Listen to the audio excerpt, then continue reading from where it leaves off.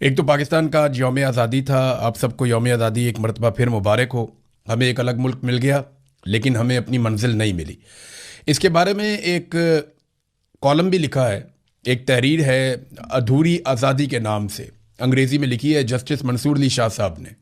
ये वो जज हैं जिन्होंने कुछ अर्सा पहले रिज़ाइन कर दिया था इस वजह से कि इन्हें चीफ जस्टिस ऑफ पाकिस्तान नहीं बनाया गया और अदालत को ठीक तरीके से नहीं चलाया जा रहा था, अदलिया पे कब्जा किया जा रहा था।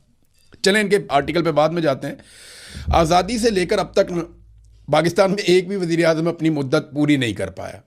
यानी पाकिस्तान के जर्नैलों ने एक भी वज़ीर आज़म को अपनी मुद्दत पूरी नहीं करने दी कि 5 साल के लिए अवाम ने मुंतखब किया तो किसी एक को तो हम 5 साल पूरे करने दें। तो आज तक अवाम के मुंतखब किए हुए किसी एक भी वज़ीर आज़म को पाकिस्तान के जर्नैलों ने 5 साल मुकम्मल नहीं करने दिए। जबकि खुद इन्होंने क्या किया, बार बार डिक्टेटर्स आए, 4 मरतबा तो डायरेक्ट आके मार्शल लॉ लगा दिया, उसके बाद कई मरतबा इजाफी इकदाम करते रहे, बार बार एक्सटेंशंस लेते रहे। तो खुद 3 साल के लिए आने वाले जर्नैल यहाँ पे 10-10 साल तक के लिए मुसल्लत रहे, और एक मरतबा नहीं कई मरतबा मुसल्लत रहे।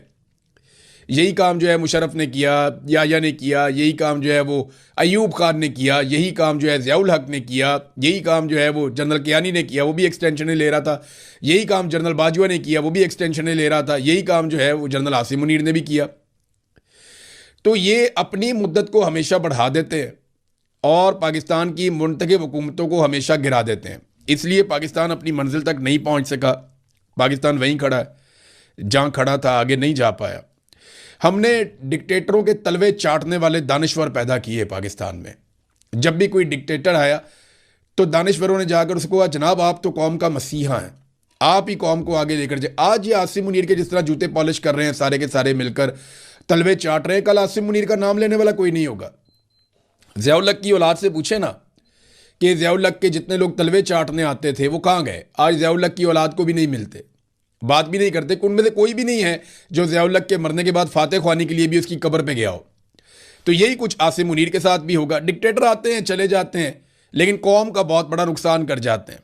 हमने टाउटों की फैक्ट्रियां लगाई पाकिस्तान में, इतने टाउट्स पैदा किए कि अब हर इदारे के अंदर बेशुमार टाउट्स बैठे हुए हैं। यहां पे कब्जा करने वाले हर शख्स को अच्छे खासे गुलाम मिल गए। हमें गुलामी की ऐसा लगता है आदत पड़ी हुई है।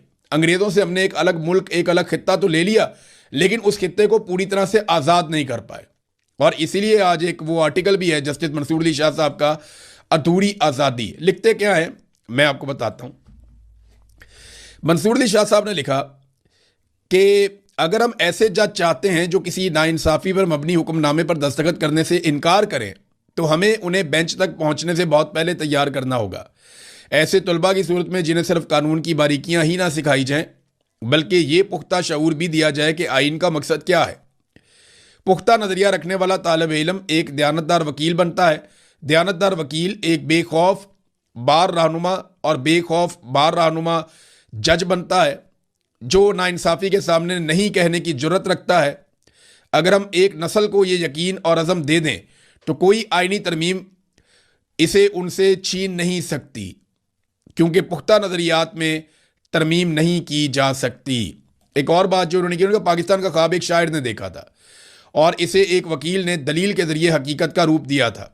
इकबाल का यकीन और जिन्हा का मुकदमा। कहीं ना कहीं हमने वकील तो याद रखा, मगर शायर को हमने भुला दिया। जो रूह थी पाकिस्तान बनाने के पीछे, उसको हम भूल गए। और यूं हमारे पास दलाइल तो रह गए, मगर वो पुख्ता नज़रियात ना रहे जो कौमों को रास्ता दिखाते हैं। इस यौम आज़ादी पर हमें चाहिए कि शायर को दोबारा अपने स्कूलों, अपनी अदालतों और अपने तसव्वुर में वापस लाएं कि एक तालीम याफ्ता शहरी अपने वतन का क्या हक अदा करता है।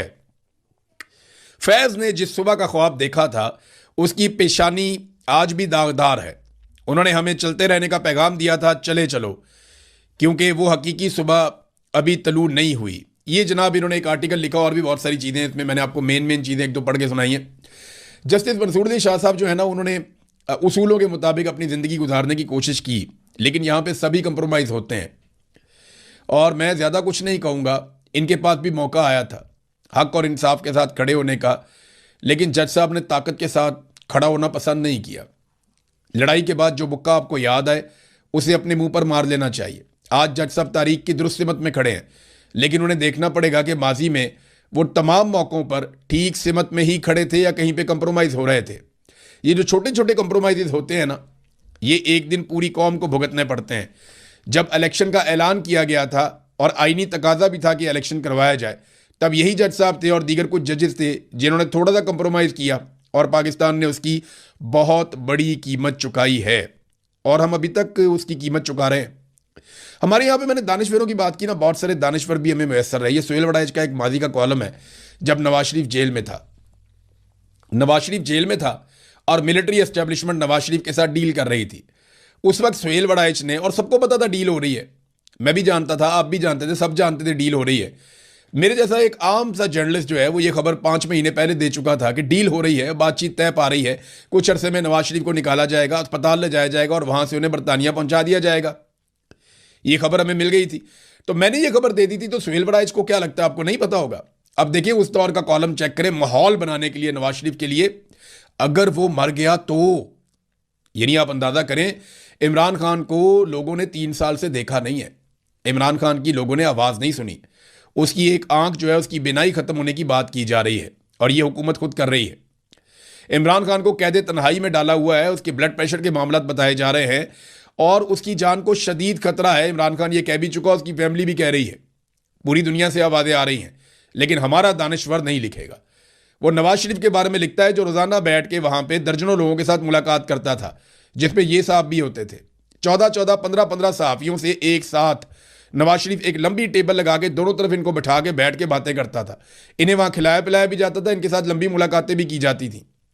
तो अब जनाब वड़ाइच साहब लिखते हैं कि अगर वो मर गया तो, ये नवाज शरीफ के लिए फरमा रहे हैं जब वो कैद में था। उन्होंने कहा जी कि इन हालात में उसने जेल के अंदर मुदाफियाना मुजामत शुरू कर रखी है। वो हरफे शिकायत जबान पर नहीं लाता, बीमारियों का इलाज करवाने को तैयार नहीं, अस्पताल शिफ्ट होने को तैयार नहीं, वो हुकूमत की मर्जी की डील करने को भी तैयार नहीं।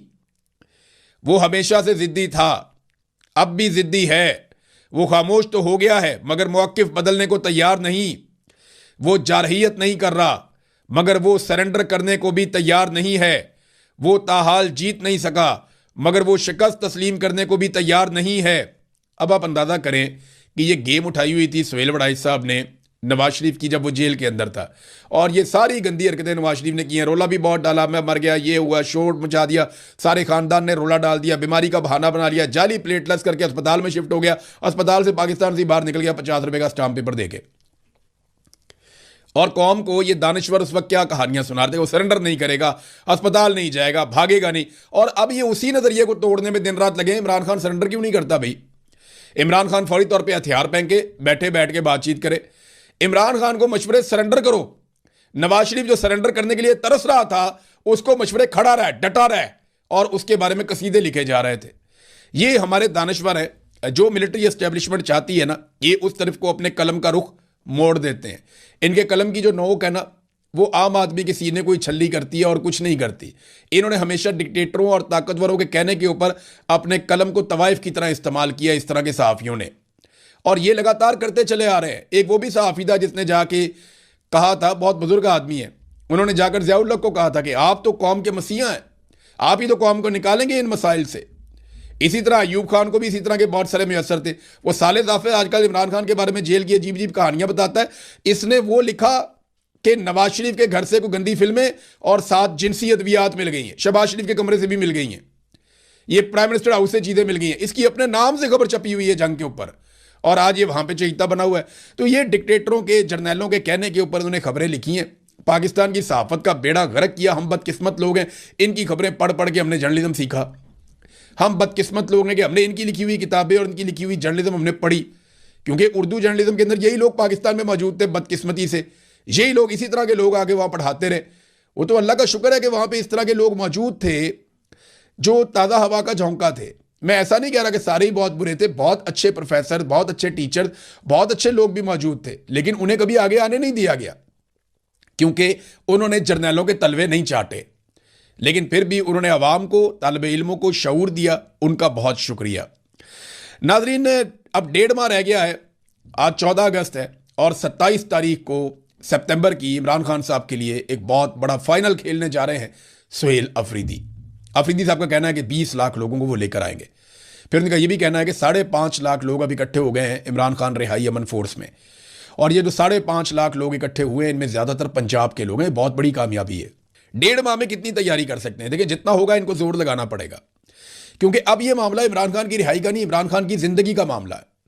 अगर ये इमरान खान साहब को जिंदा देखना चाहते हैं और ये चाहते हैं कि इमरान खान साहब बाहर आ जाएं और जिंदा रहें और मुकाबला करें और लीड करें, तो उसके लिए इन्हें आखिरी मरतबा पूरा जोर लगाना पड़ेगा।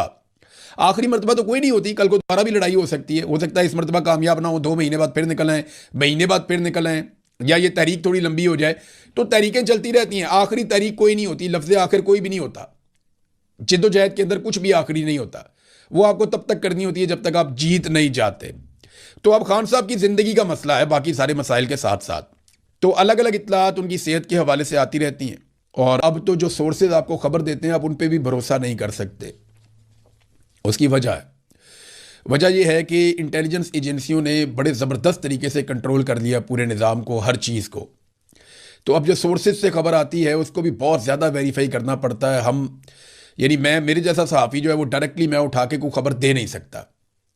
सोर्सेज की बुनियाद के ऊपर बहुत सारा कुछ देख के परख के फिर आप सोचते हैं कि ये खबर देनी है या नहीं देनी, क्योंकि इंटेलिजेंस एजेंसियों का कब्जा बड़ा ज़बरदस्त तरीके से है, और ये एक मॉडल को फॉलो कर रहे हैं जो मोहम्मद मुर्सी का मॉडल है। मुर्सी के मॉडल को ये फॉलो कर रहे हैं, वहीं से इन्होंने गाइडेंस ली है। मुर्सी भी जेल से ये कहता था कि ये मुझे मार देंगे, अगर मैं मर गया तो जिम्मेदार फील्ड मार्शल होगा। मुर्सी को भी कहते तन्हाई में डाला गया था। मुर्सी की मौत की जाली खबरें भी जेल से बार बार निकाली गई थी पब्लिक का रिएक्शन देखने के लिए। मुर्सी के हवाले से सही और गलत खबरें बार बार फैलाई गई अवाम का रिएक्शन देखने के लिए, चीज़ों के ऊपर नज़र रखने के लिए। तो वो जो तजर्बा वहाँ किया गया था उसी तजर्बे को रिपीट किया जा रहा है पाकिस्तान में। नाजरीन, एक चीज़ मैं आपको बताऊं कि अवाम जहाँ पे मिलिट्री ऑपरेशन के खिलाफ है, वहीं पे अवाम दहशतगर्दों के भी बहुत खिलाफ है। ये जब लोग कहते हैं ना कि हम मिलिट्री ऑपरेशन नहीं होने देंगे, इसका मतलब ये नहीं है कि लोग दुश्मन हैं या लोग दहशतगर्द हैं या लोग दहशतगर्दों के साथी बन गए। ये जो लोग कहते हैं ना कि मिलिट्री ऑपरेशन नहीं होने देंगे, उसके पीछे वजह यह है कि लोगों को ये लगता है कि मिलिट्री सिविलियंस के इलाकों में जब भी घुसती है बहुत तबाही करती है, और उनको कोई डीलिंग का तजुर्बा नहीं है। ना वो वहाँ के आम लोगों को जानते हैं, ना वहाँ के हालात को जानते हैं, ना वहाँ की रवायात को जानते हैं। तो वो जिस किस्म की एक्टिविटीज़ वहाँ करते हैं उससे बहुत बड़ी तबाही हो जाती है। और एक मरतबा भी ऐसा नहीं हुआ कि मिलिट्री ऑपरेशन के बाद जो वादे किए गए हों उनको पूरा किया जाए। लिहाजा अवाम दहशतगर्दों के जितना खिलाफ है उतना ही अवाम मिलिट्री ऑपरेशंस के भी खिलाफ है। लेकिन जब यही ऑपरेशंस पुलिस करें तो अवाम बड़ी तादाद में निकल कर पुलिस के साथ मिल जाती है। ये दीर में एक अवामी लश्कर निकला और पुलिस स्टेशन के ऊपर हमले की कोशिश की जा रही थी। बड़ा खौफनाक अटैक था। मुसल्ला हमला आवर 14 अगस्त से पहले दीर पुलिस लाइन पर कब्जा करना चाहते थे, मगर आम शहरी निकले, उन्होंने हथियार उठाए और पुलिस के साथ जाकर खड़े हो गए शाना बशाना। तो शहरियों ने इतना शानदार मुकाबला किया कि दहशतगर्दों को पसपा होना पड़ा।